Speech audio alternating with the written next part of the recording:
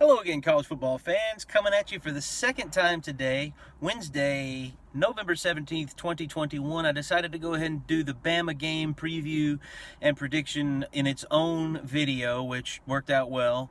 Because I turned out to have to say a little bit more about that than I realized I did this week. But, things are getting down to the nitty gritty, and Alabama's got its very own little amen corner this year, which usually was used to be reserved for Auburn across the way. But Arkansas and Auburn is definitely a tense way to end the season.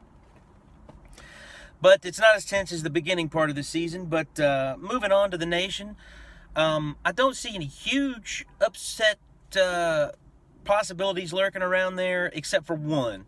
But the major games to look out at this week nationally, the ones obviously affecting the most in the college football playoff race, is Michigan State, Ohio State. Huge. The winner of that is still in it, and the loser of that is not anymore, in my opinion anyway.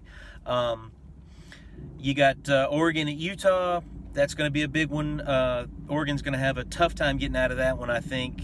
And even if they do win, they're probably going to have to play that same team again. So that's a tall order for the Ducks out west. Another big one to watch is Cincinnati playing probably their toughest game that's not Notre Dame this year, Southern Methodist. So Southern Methodist is, I think, an 11.5-point dog in that one. So it wouldn't be a gigantic upset, but it would still be a pretty big upset, and it would be, just like an earthquake hitting the college football playoff scene, totally knocking Cincinnati out of that, and we won't have to worry about that anymore. And I think it would open the door for maybe a Notre Dame to slide in there if some more chaos above them happens.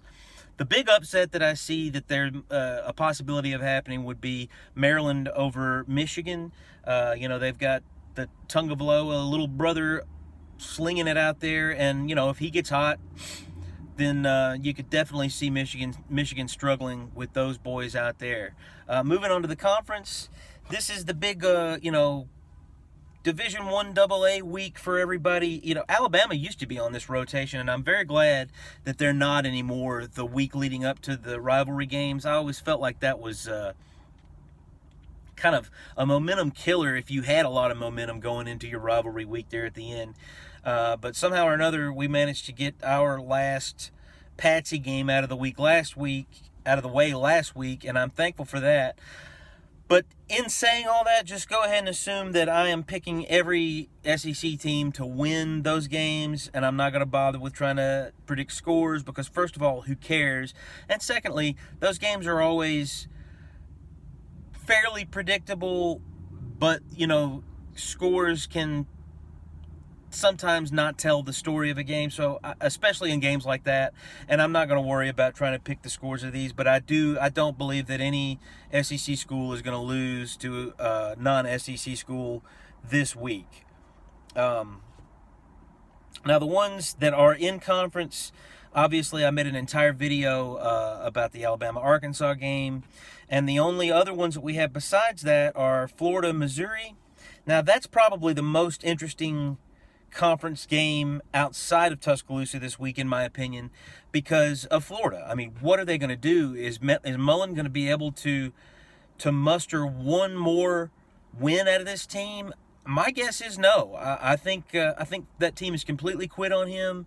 I think the fact that it took everything they had in the tank to be able to pull out a win over a Division I AA opponent last week tells you everything you need to know about what's going on in Gainesville. And I think that the very little defense is going to be played in this game. None by Florida. I don't know what's happened to them on that side of the ball. I don't have any more adjectives to describe it, really. But Missouri did gain a little bit of esteem last week, beating South Carolina. They do have a couple of good players on the offensive side of the ball. Bazelak is a decent quarterback, and Tyler Beatty is probably the best running back in the country, if not, top 5. So Florida has not been able to stop anybody's run all year long, and I don't see them being able to stop Beatty in this one. Missouri should run wild. 49 points for Missouri. Florida will score 35, but that's going to be it. 49-35, Missouri in this one. Beating Florida by a couple of touchdowns because they are a completely beaten team that has quit on their university and their coaching staff. And as far as I know, maybe the coaching staff has quit on Mullen as well. So Missouri 49, Florida 35 in that one. Auburn is traveling to South Carolina the week before the Iron Bowl. That seems very strange. That's sort of a new wrinkle in the scheduling this year for them. South Carolina is coming off a tough loss to Missouri. Auburn is coming off a very tough loss to Mississippi State, having given up a 25-point lead in their place against a Mississippi State squad. But I do think that Harsin should be able to rally the troops in this one, because I don't think South Carolina's got enough talent on the offensive or the defensive lines to be able to keep Auburn from winning this ball game. I do believe it's going to be a low-scoring game because the defenses are probably the best part of both of these schools. I like Auburn in this one, 28-17 over South Carolina in their place. Vanderbilt at Ole Miss shouldn't be any contest at all. Ole Miss should score 42 in this one, and they should keep Vanderbilt under 21 because there has been a resurgence in the Ole Miss defense as of late. So can look for that to continue.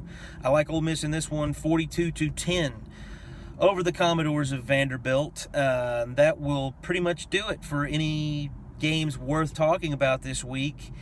And we'll be looking out nationally, obviously, to see what's going on there. And that's going to do it for the prediction video for the nation and the SEC in this one. And we will see you again very soon. Thank you.